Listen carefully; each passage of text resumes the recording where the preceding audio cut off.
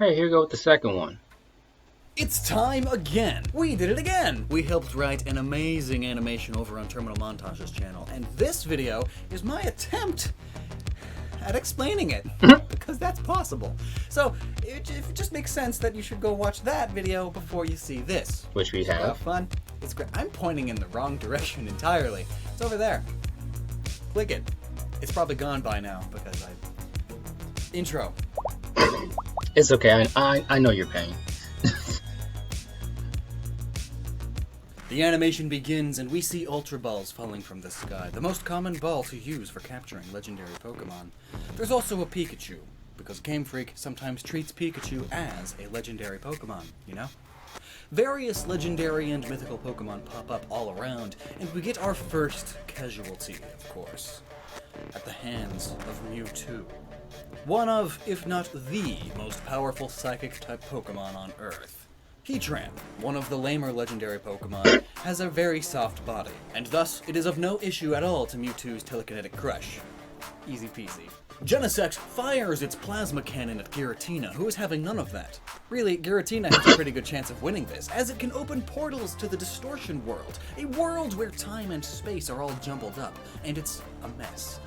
And definitely qualifies as... I just gotta stop everyone. I love the way this guy explains, like, the world to open you wormholes. Stands no power, no chance against Mewtwo's psychic ability. Like, that's legit how I would talk when if I was explaining something. Just to make it sound like so epic, like a movie. It's like, in a world where nothing matters, but pandemics reign supreme. 2020, the death of mankind. Like, that's some shit I would do. But anyway, let's continue. Out of bounds, disqualifying all Pokemon who go into it. Darkrai, who doesn't like sunlight, as it's most active during the new moon, hides inside of Landorus's mind, likely causing nightmares, which Landorus definitely deserves, after all of its meta-ruining. And then we get to my wife's favorite part. It's still a great meme. Fun fact, according to the Pokedex, every time Entei barks, a volcano erupts. Somewhere. It even specifies, somewhere around the globe. So at least it's Earth. And that seems like kind of a lame attack. Hey, don't you dare come any closer, or I'll cause damage somewhere. I don't know where, but it'll be on you. Go away. Lugia basically rules over the three legendary birds, and it's also said that storms start when Lugia appears.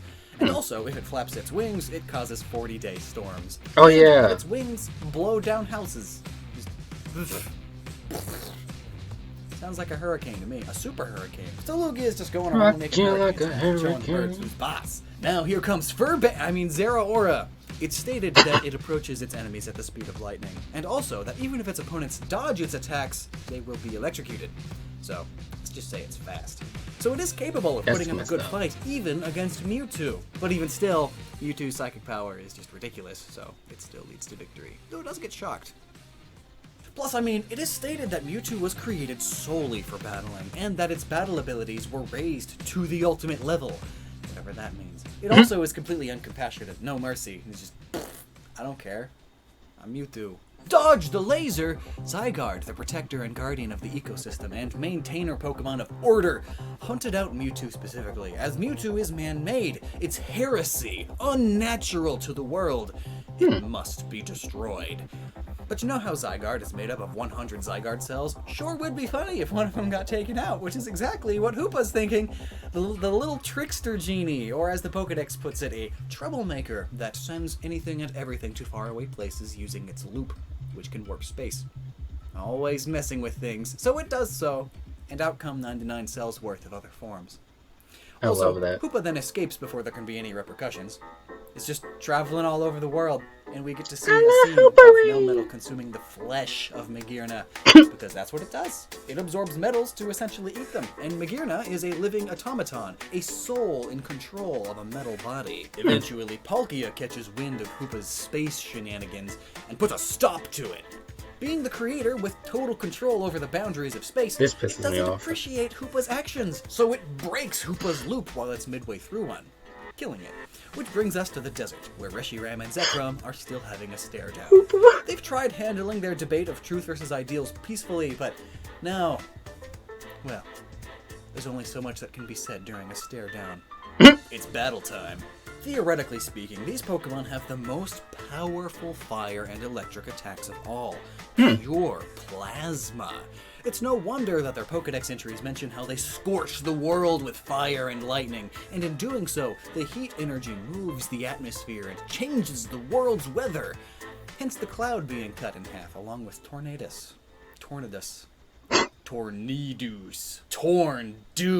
And oh buts, here comes Kyurem! Got it, Tornadus is torn apart. Either Reshiram or Zekrom, as they were all once one original dragon. It does so to Zekrom, and then easily kills Reshiram, and notably, it would have made more sense for it to complete itself as the original dragon, but that's never happened in Pokemon, so we don't know what it looks like, or if it even is possible. It's just... This is easier. It's easier to explain. Keldeo is having none of this, though. It wants to be a real hero, so it does so and decides to fight Black Kyurem, a matchup similar to what happened in Keldeo's Pokemon movie. You know, you would know that if you were one of the 6 people who saw it. Meanwhile, Registeel is still walking around, just talking. That's what it does. And it happens upon Tapu Lele, who creates a psychic field before attacking it. Doesn't matter though, as Registeel is unable to be even scratched, and also resists psychic and fairy type attacks. Dang. Lele's 2 types. But Groudon is kind of crazy. I mean, it created the land and expanded the continents. It even is said to make volcanoes erupt upon just waking up. So that happens. But not before it creates a massive fissure. Gotta do that first. A poor planet. Global warming. It's Groudon's fault. All this magma bursting forth causes many of the lame mons to catch on fire or melt. But notably, Regice is perfectly fine with this. After all, the Pokedex states that its icy body is so cold that it will not melt even if it is immersed in magma. Oh, So okay. but meanwhile, up in space, I like Royale, that. the emissary of the moon, and as the Pokedex puts it, was known by the name of the beast that calls the moon, does just that. Though, yeah, is it actually capable of doing this? Controlling the moon? Probably not. Very probably not, but there's still a chance. There's a chance it has this power, it just never showed it. But still, probably not. I'm gonna say, if it did show this power, technically Just like the world would be destroyed. Regigigas. My body is ready.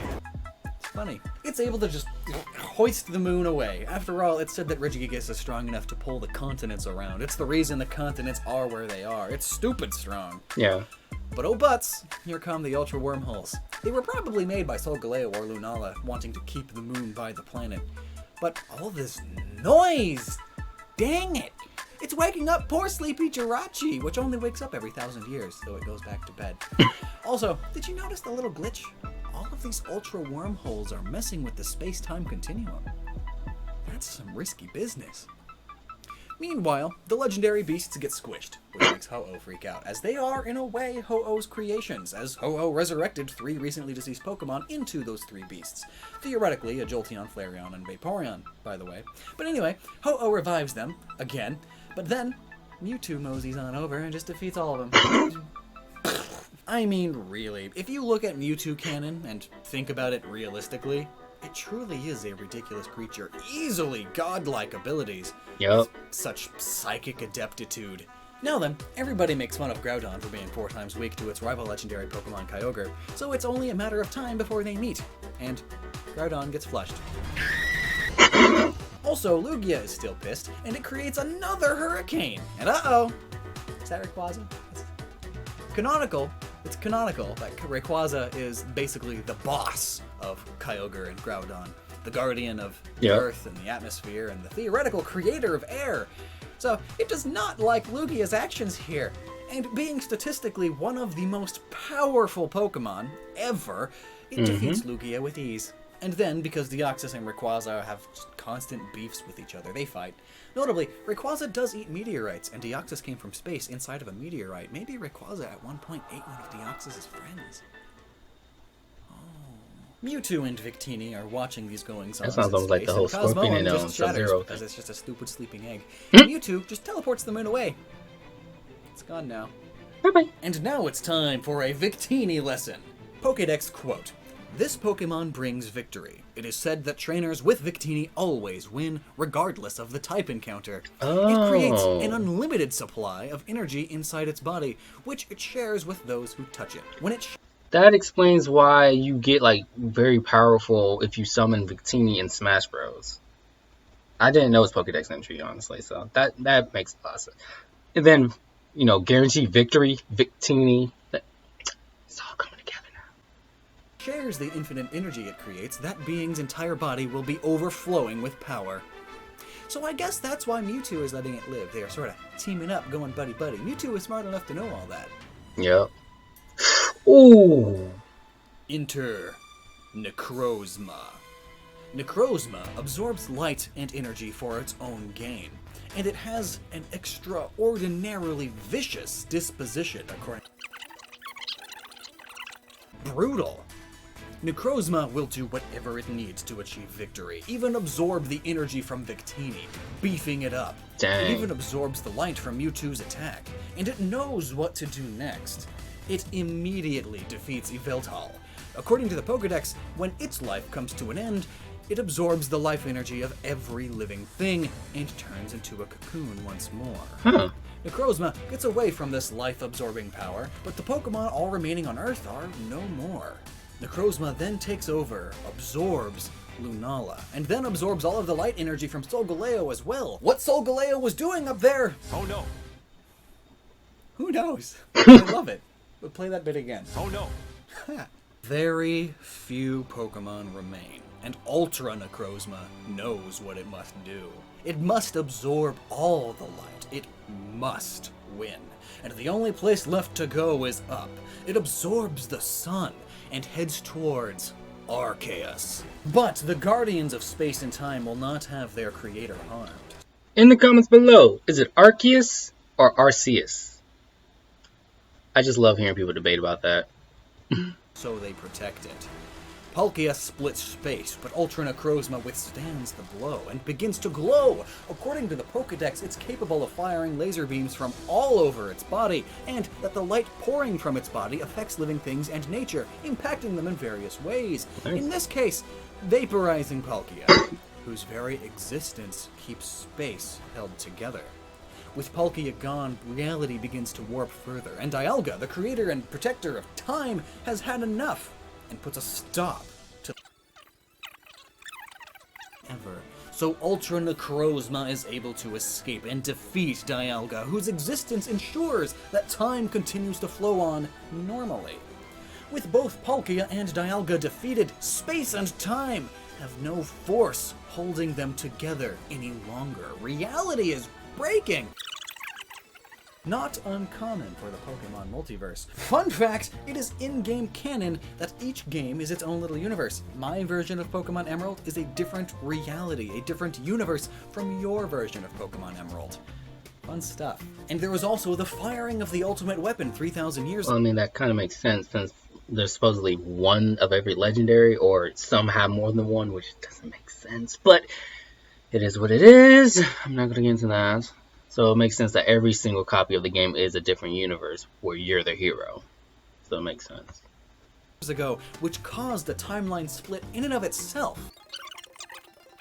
One of these new realities, Necrozma avoids the judgment of Arceus and absorbs all of the light energy from the creator deity. Ultra Necrozma wins. But in the other reality, Arceus uses its 1,000 arms, which the Pokedex says it has, though it's likely metaphorical. We took it literally because it's funny, to eventually grab Ultra Necrozma. It then summons its unknown army, which is the metaphorical 1,000 arms we talked about, to put all of its power into a single Thanos-style snap. Arceus wins. And the simulation crashes.